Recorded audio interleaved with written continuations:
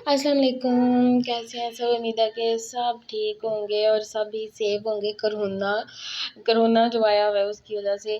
तो आप सोच रहे होंगे कि मैं किधर जा रही हूँ। कि मैं जा रही हूँ जी अपनी फूफो के घर, जो सबसे छोटी फूफो उनकी डेथ हो गई थी। तो फिर आज ख़त्म था तो हम उधर जा रहे हैं। मैं और मेरी सिस्टर बस जा रहे हैं। तो ये उनका घर है। तो जब उनकी डेथ हुई थी तो हम लोग और शादी पे गए हुए थे। तो था मतलब सब बहन भाइयों में से वो सबसे छोटी थी। अब्बू की डेथ का तो आपको पता है, अब्बू की डेथ मतलब 1 साल हो गया, अब्बू की डेथ हो गई है। तो दूसरे साल फूफो की डेथ हो गई। फिर मैं घर आई तो फिर घर अम्मी ने बोला जी हमने बनाने हैं आलू बैंगन।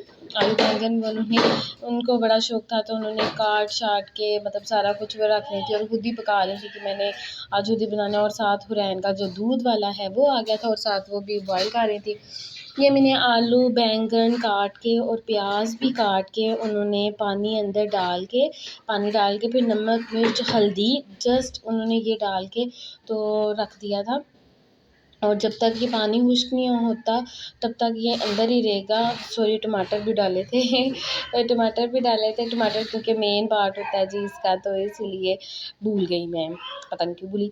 अच्छा, तो फिर ये हमने डाला मतलब मम्मी ने डाल के सारा कुछ ही मतलब एक दफ़ा ही डाल के ना उन्होंने सारा कुछ ही उसके ऊपर रख दिया। उसके ऊपर हम ढक्कन देंगे कि ये जो इसका पानी है वो खुश्क हो जाए। और ये बहुत ही मज़े के बनते हैं इस तरीके से। और ये बहुत ईज़ी तरीका है कि मतलब पहले मसाला नहीं बनाना पड़ता है, फिर उसका नमक मिर्च डाल के फिर ये सब एक दफ़ा ही डाल के रख दो। ये बैंगन है, बैंगन जो है वो जल्दी गलने वाली सब्ज़ी है, मतलब जल्दी पकने वाली सब्ज़ी है। तो साथ में जी आटा गूँध दूँगी, आटा गूँध के फिर उतनी देर में हमारी जो हंडिया वो भी बन जाएगी। तो आटे के साथ फिर साथ ही आटा गूँध के रोटियाँ बनाऊँगी। ये देखें जी कितनी मतलब पानी जब खुश्क हो गया हंडिया का तो वो कैसे मतलब उसका लुक आ रहा है। तो बैंगन तो नज़र ही नहीं थे आ रहे मुझे, तो मैंने कहा बैंगन गए किधर। तो ये थोड़ा सा धुंधला टाइप है तो थोड़ा सा अवॉइड करिएगा इसको, अवॉइड क्या थोड़ा सा वो करिएगा, कंप्रोमाइज़ कीजिएगा। तो ये हमारा जो है बन चुकी है जी हमारी आलू बैंगन की सब्ज़ी। और ये हमने डिश आउट कर लिया है और ये गरम गरम दोपहर की रोटी के साथ आप खा सकते हैं। शाम को भी खा सकते हैं, सुबह का नाश्ता भी कर सकते हैं, जैसे आपका दिल करे वैसे आप खा सकते हैं। और ये बहुत ही मज़े का होता है।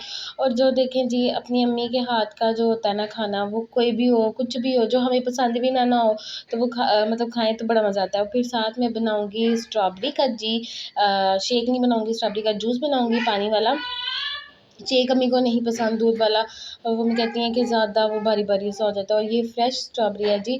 तो ये भी मैंने अच्छे से धो के, क्योंकि कोरोना है तो इसके हम ऊपर वो नहीं कर सकते, सैनिटाइज़र नहीं इसको यूज़ कर सकते, तो इसलिए हमें गर्म पानी के साथ अच्छी तरह से इसको वॉश करना चाहिए। और फिर ये जी मैंने जग के अंदर डाल दिया, पानी भी अच्छा खासा मैंने डाला है और स्ट्रॉबेरी भी अच्छी खासी डाली है, ये देख सकते हैं आप। और अब हम इसके अंदर डालेंगे शुगर, जितना भी आपको शुगर चाहिए हो, कम तो कम ज़्यादा तो ज़्यादा।